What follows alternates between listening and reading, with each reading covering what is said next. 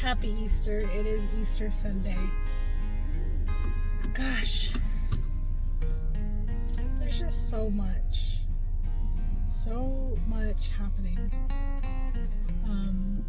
I recently found out, so on the 31st, or the 30th on March, basically all of March, I was extremely depressed.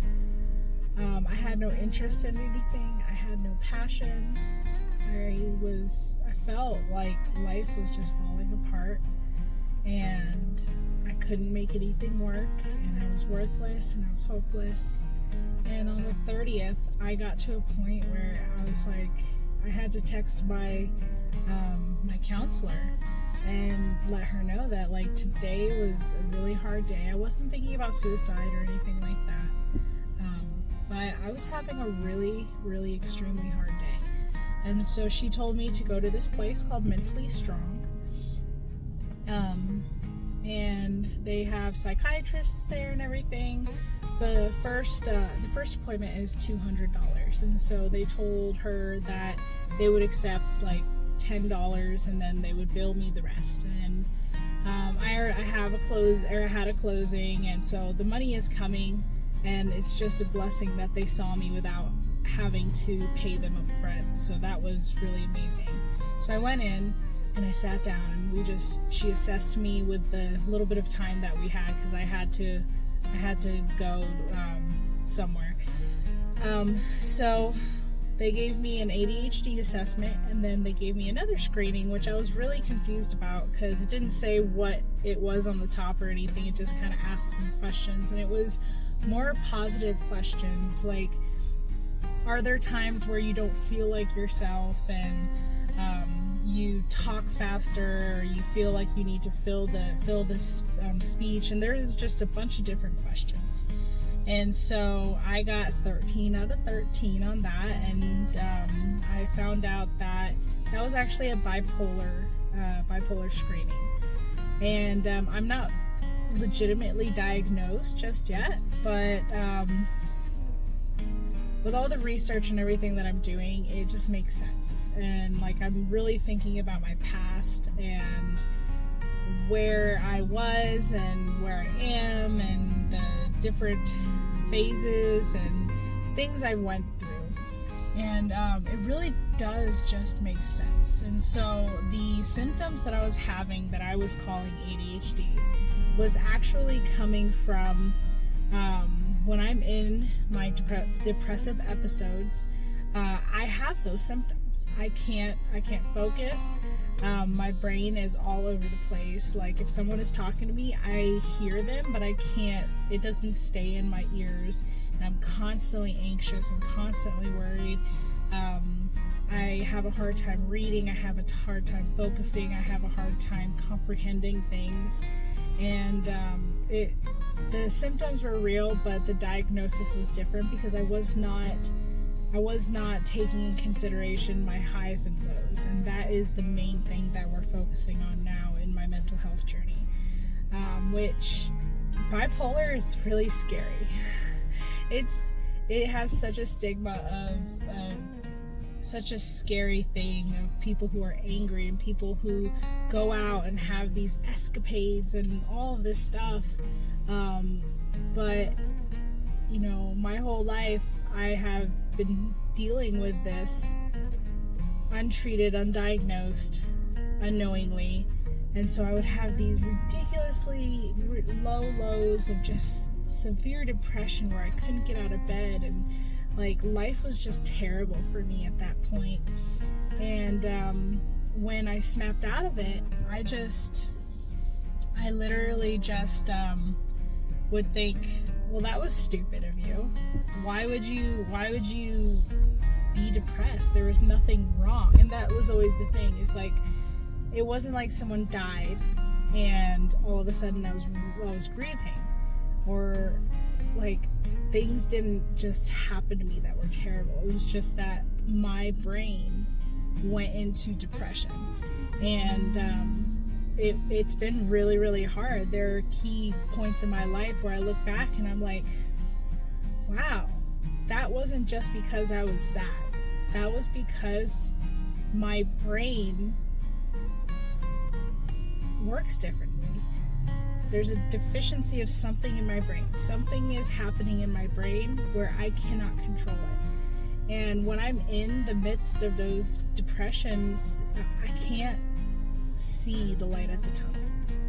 All I can do is just survive. And for me, like, I've had thoughts of like, I would be better, things would be better if I wasn't here, but I never thought about suicide in the way of like killing myself or hurting myself. And I'm sorry if that's a triggering thing for anybody.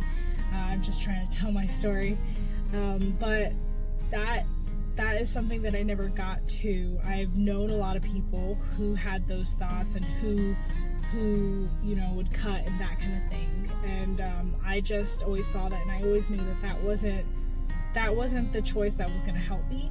And so I just never went that far, but I would have thoughts of, I wish this would just end. But now, with this understanding of what this could be, because again, not specifically diagnosed with either 1 or 2 of bipolar, this is just me and my mental health team of my counselor, my psychiatrist, and everyone who's trying to help me with this. We do believe it is bipolar, but with this understanding, it's scary and exciting at the same time, because now I feel like I have leverage. I feel like I have a point of knowledge where I can now move forward looking for patterns, because what bipolar is that you have patterns in throughout your life of depressions and mania. I don't have a lot of mania. I think it might be more of like hypermania, where it's not the crazy escapades and doing stuff super risky, because I've always made sure that I've toned myself down since like when I was a teenager. I really went crazy. And so now I think that I just get super, super passionate and go really, really hard, and then I burn myself out completely. Right now, I feel like I am in a place of stability. I did start a medication called Wellbutrin, and I've only been taking it for five days or so, and so it's not fully kicked in or anything, but I do feel like I'm at a point where I'm stable enough to feel good. And like I honestly, like, this is who I am right at this moment. This is who I am. I have so much joy in my heart. And I know it's Resurrection Sunday, it's Easter, but like, I just feel so blessed and incredibly loved and just so happy that, you know, I know Jesus and I know this new knowledge of myself. Sorry, I had to order at Starbucks. I'm giving myself a little treat today. I get a grande iced latte with almond milk, peppermint, and toffee nut. I am lactose intolerant, so I can't have mocha, which I absolutely love. So I found that toffee nut and peppermint kind of tastes like a peppermint cookie, and it's my favorite. But yeah, so I just feel joy. And it's not mania where I'm just like, I feel invincible and I can do all the things and all that stuff. I don't feel that way right now. I feel cool. I feel calm. I feel collected. I feel like I can explain how I feel. I don't feel frazzled. I don't have brain fog. I feel like I can see. I feel like I can feel. And it's incredible. It's an incredible feeling to be able to feel and not just be in a cloud of darkness. And I honestly, in the past, what I always chalked it up with, of whatever, is I would just be really sad and depressed, and I wouldn't know why I was depressed or sad. I wouldn't have an explanation. But I would just seek God and seek God and seek God, and I'd feel like I wasn't connected to Him. I would feel like there was, like, I knew He was there. I knew what the Word says because I've studied. I went to Bible college, you know? I did all these things, and it was like I would stand in the shower and just like cry profusely and beg God, take this away from me, God. Help me. I need your help. I need your guidance. I need you. And like I would feel like it wasn't Him, like He wanted to give all that He had to give to me, but it was I felt like there was a block. I felt like I wasn't believing enough. I felt like I wasn't enough. And I know I'm not, but His grace is sufficient. His grace, like I'm over here and God is over here, and then this is His grace. And He makes it so that space that we have away from Him, the space is shortened and taken away. And so we go from this, because all this space right here is from us. It's from us not believing. And it's from us doing the little things that push us away and away and away. And God's just like, I still love you. And He's trying to pull those things away from us. So there's not that thing between us. But now I realize that it's not that I wasn't good enough. It's not that I'm not unworthy of His love, which I mean is true. Like if you really read the Word and you really think about it, we can never be good enough for His love. We can never be good enough. We all fall short. But that's why He gives us His grace, because He doesn't love us because we're lovable. He loves us because we're His children. And it makes Him so sad when something like bipolar syndrome or depression or anxiety or ADHD or any of these things that you know are defects or whatever in our brain, it's so sad to Him, and it hurts Him so hard that we allow that to pull us apart and pull us apart and pull us apart. And I'm so thankful that through my depression, even though I did not feel that connection, I had that faith. And yes, there were times and there were days where in my mind, in my heart, I thought, well, is it even real? Is God even real? But I would hit those thoughts and I would take that thought captive and I would throw it out, and I say, no, I stand on the Word because He saved me. And even though I don't feel happy and I don't feel that joy, He still loves me. His Word is still there. And I think about the story. I always think about the story when I'm in times of trouble or times of hardship of the Daniel and his 3 friends. And when his 3 friends would not bow down to that beautiful golden image and bow down because there was a threat of death in their life. And they said, burn us, because God will save us. And if He doesn't save us, we are saved. And I'm paraphrasing, of course. And they got thrown into that fire. And I always think that they got thrown into that fire by these guards. And they turned this fire up 7 times. And the 7 is the number of completion in the Bible, of wholeness. But they got thrown, and the guards who threw them in, that threw them in. Okay, I'm back home. I'm sorry about that. My phone completely overheated and just stopped recording.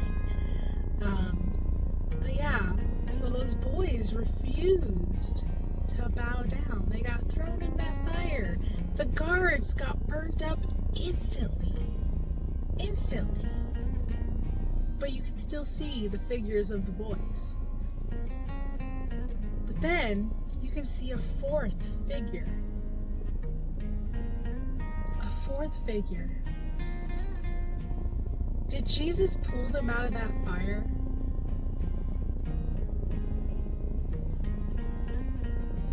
Did Jesus go and just kill all the bad guys right then and there?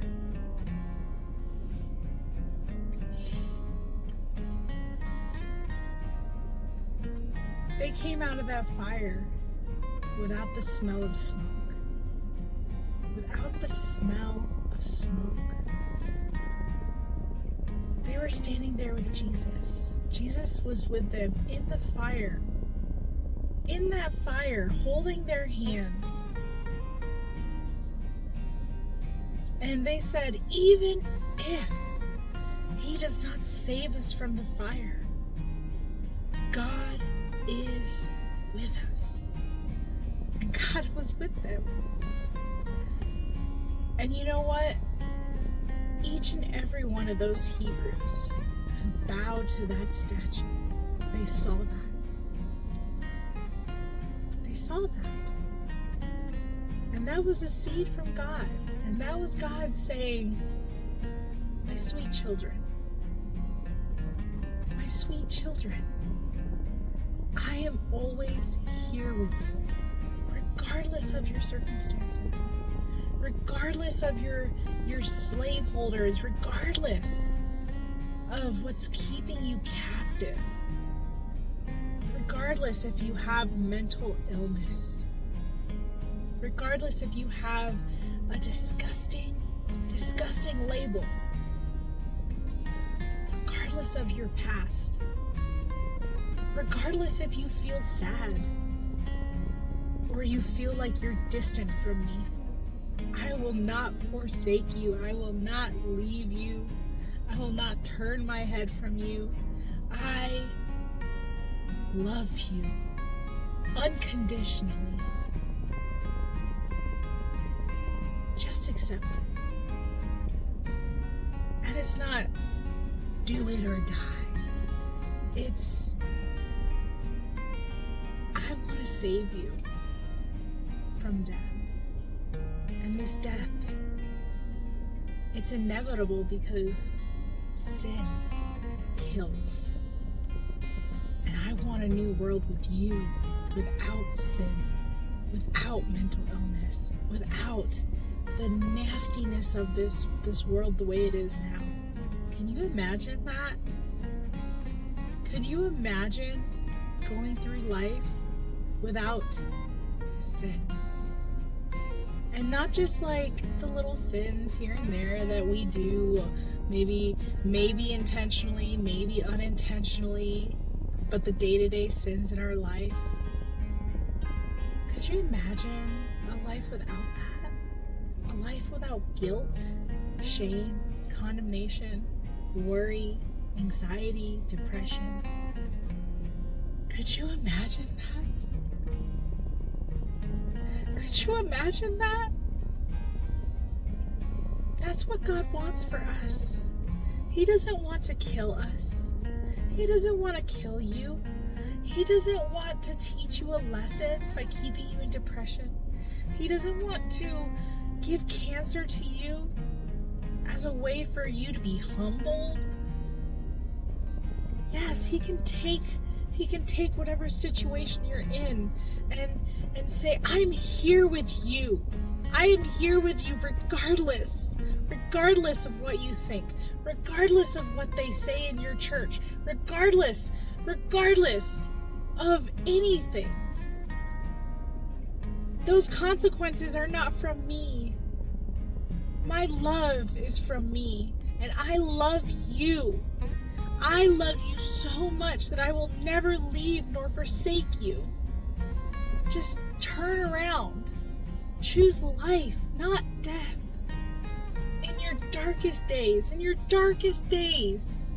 remember there is life still. He wants to give you life and life more abundantly. And yes, for me personally, someone who is possibly, most likely suffering from bipolar syndrome, I have days where I can't even get out of bed, where I can't even look at the Bible, where I can't even feel God or see God. When God is all around me, but I just don't see it, I don't feel it, I can't hear it, nothing. Where I'm seeking so hard and I'm trying so hard to just be better, to feel God, to feel in touch with Him. I know He's there. And even though I don't feel Him, I know it. He did not put this on me. But I'm here. In this situation. In this life. And I have this brain. And I have this story. And I have this past. But I am abundantly blessed to be here in this position. There are 400 of you. There are 400 of you that chose to subscribe to me. Who am I? Who am I that you would want to hear what I have to say or see what I have to do? Who am I to be loved by God? But you know what? You clicked subscribe anyway. And He chose me before the foundations of the earth anyway. And that is just amazing. So I thank God and I thank you. And I wish you a happy Easter. And I hope that whatever situation you're in right now, be it grieving a loss, or a loss of a job, or what have you, if you're in the midst of drug addiction, if you're in the midst of depression, if you're in the midst of anything that is so hard for you that you cannot handle, please reach out to someone. Even if you don't feel God, He's there for you, and He puts people in your life to help you. And so if you can't find anyone to help, reach out to me. Reach out to me. I will give you my phone number. I will give you my email. I am here for you because God was here for me. I love Him so much. And I love you so much. I am here for you. He is here. He is right next to you. He is inside of you. The kingdom is at hand. In your heart. You are the temple. He rose from the grave. He died on the cross and rose from the grave for you and for me, for everybody on this planet, so they wouldn't have to face the consequences of sin, which is death, and not just death going into the ground, going to sleep. Death, as in you hit that delete button, it goes into the trash, and then you empty your trash on your computer. It's gone for good. I don't want that for anybody. I want to see everybody in heaven in the New Jerusalem. Jesus is coming back. And I want Him to come for His bride. And I want His bride to be as full as possible. It doesn't matter what denomination you're in. It doesn't matter the color of your skin or what grade you dropped out in. It was 10th for me. It doesn't matter what illness you have, what you think about yourself. If you believe Him, if you accept His love, He'll never leave you nor forsake you. Happy Easter. I love you. If you need anything at all, please reach out to me.